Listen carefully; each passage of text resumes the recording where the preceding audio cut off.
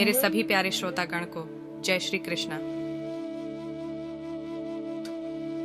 मनुष्य के अंदर दुख, शोक, चिंता, भय या व्याकुलता आने के मुख्य रूप से दो ही कारण होते हैं।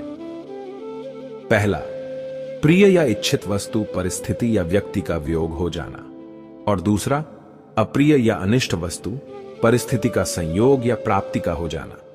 इन दोनों परिस्थितियों में कुछ व्यक्ति बहुत अधिक दुखी या व्याकुल हो जाते हैं और मानसिक तनाव के कारण बीमार हो जाते हैं, परंतु कुछ व्यक्ति विपरीत या प्रतिकूल परिस्थिति में कम प्रभावित होते हैं या उससे जल्दी बाहर निकलकर अपने दैनिक क्रियाकलापों में व्यस्त हो जाते हैं।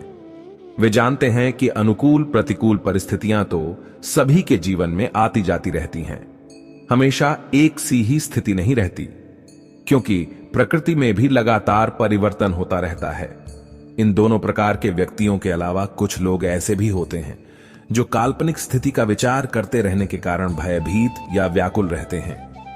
भगवान ने गीता में कहा है कि जिस मनुष्य के व्यवहार या क्रियाकलापों से दूसरे मनुष्य उद्विग्न या व्याकुल नहीं होते, या वह स्वयं भी दूसरे मनुष्यों से उद्विग्न नहीं होता, जो सुख दुख या ईर्ष्या, भय और उद्विग्नता से रहित है, वह मनुष्य मुझे प्रिय है।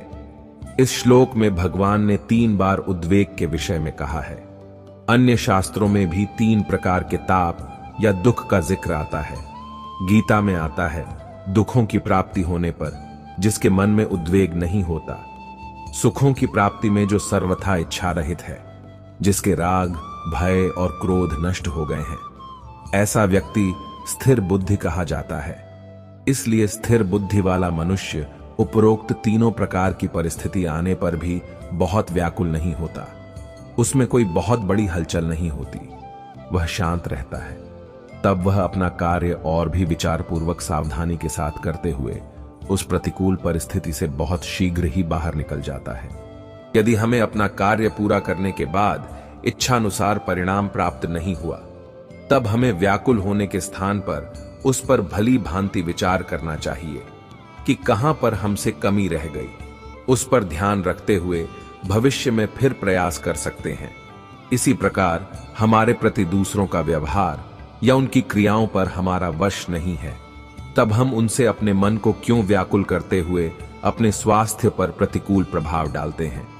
इसके अतिरिक्त मन में आने वाले काल्पनिक विचारों से भी अपने मन को व्याकुल नहीं करना चाहिए। जो हो चुका है उससे सीख या ज्ञान लेकर भविष्य के प्रति सावधान हो सकते हैं। वर्तमान में किए जाने वाले कर्मों को पूरे शांत मन से परिस्थिति के अनुरूप खुशी खुशी करने का प्रयास करना चाहिए। इसी में हमारा कल्याण है। इसके अतिरिक्त दूसरों की उन्नति होने पर हमें उनसे ईर्ष्या का भाव रखकर अपने मन को मलिन या व्याकुल नहीं करना चाहिए। जितना हमारा मन शांत रहेगा, उतनी ही प्रसन्नता हम प्राप्त करेंगे। स्वस्थ जीवन के लिए शांत और प्रसन्न रहना आवश्यक भी है।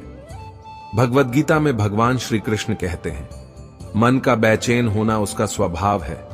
हमारे मन को लगता है कि अगर वह अलग अलग बातों के बारे में सोचता रहेगा तो हमें आने वाली हर मुश्किल और मुसीबत से बचा लेगा, पर ऐसा होता नहीं है।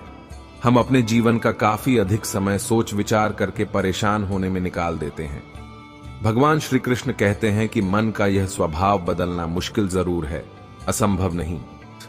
भगवान श्री कृष्ण हमें हमारे मन को शांत और स्थिर करने के लिए 2 उपाय देते हैं।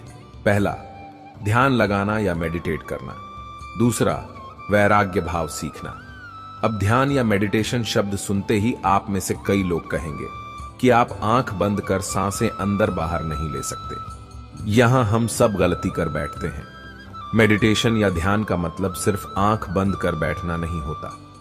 मेडिटेशन का मतलब होता है अपना पूरा ध्यान किसी चीज पर लगाना और उसे हटने नहीं देना। अगर आप रोटी बना रहे हैं तो सिर्फ उस बात पर ध्यान दीजिए। अगर आप पिक्चर देख रहे हैं तो अपना पूरा ध्यान पिक्चर पर लगाएं।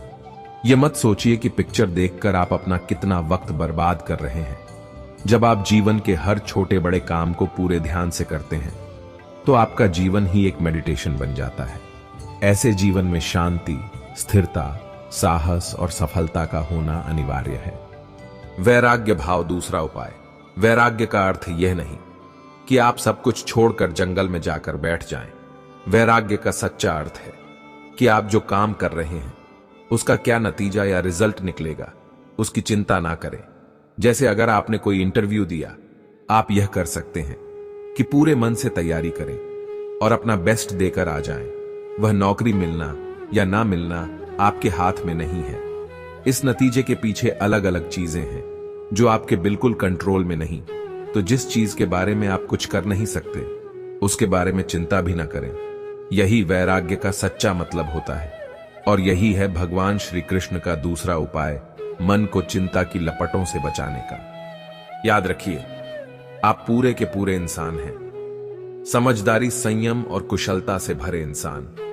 आपका मन जब भी कौए की तरह अलग अलग बातों पर आपको परेशान करने लगे, तब अपने मन को भी प्यार से समझाइए और शांत कर लीजिए। बस अपने ऊपर विश्वास रखिए कि आप कभी अपना बुरा नहीं होने देंगे।